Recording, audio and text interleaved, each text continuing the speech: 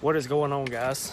Welcome back to the channel. So a lot of you guys like the video I posted of my car that I did a little cinematic shot on. So today, got something in my eye. Today I'm actually going to try to do another one. I've learned a little bit more about doing some of the editing stuff, and that's mainly the reason why I'm doing it too, because I can learn more. I need video to learn more about my editing and stuff. So about to pull the truck up so I can get the car out of the garage, and then we'll head off and start the video. So let me pull the truck up. We'll get a good cold start of the Charger.